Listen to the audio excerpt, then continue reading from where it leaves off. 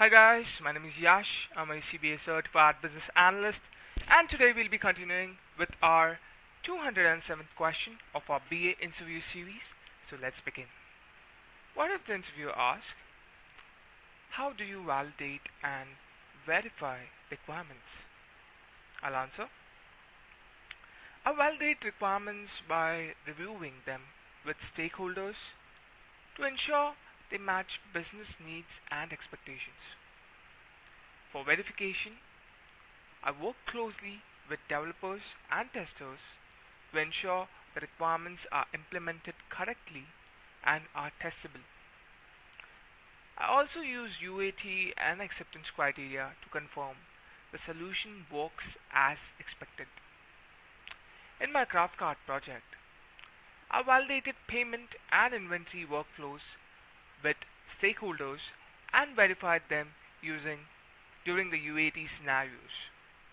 So as you can see, the interviewer has asked a very straightforward question that how do you validate and verify your requirements.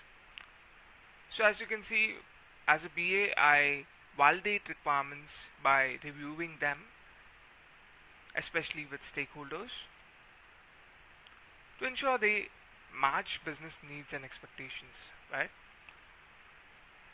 Because the first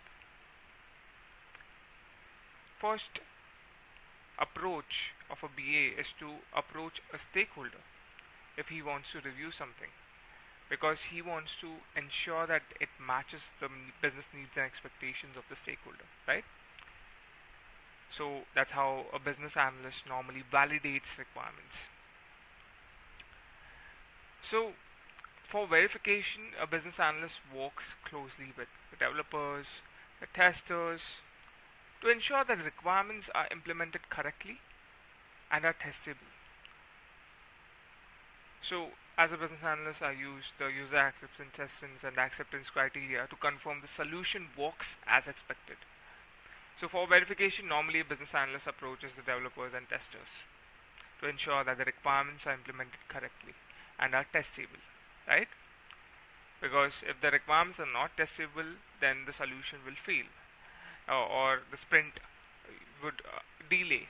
There would be a delay in the sprint, right? So for requirements to be implemented correctly and to know if they are testable, a BA approaches the developers to verify the requirements. Okay, so as you can see, I've given the example of CraftCart, where I have validated payment and inventory workflow with stakeholders and verified them during the UAT scenarios. So I hope you understand. I hope you learned something from this. Thanks so much for watching.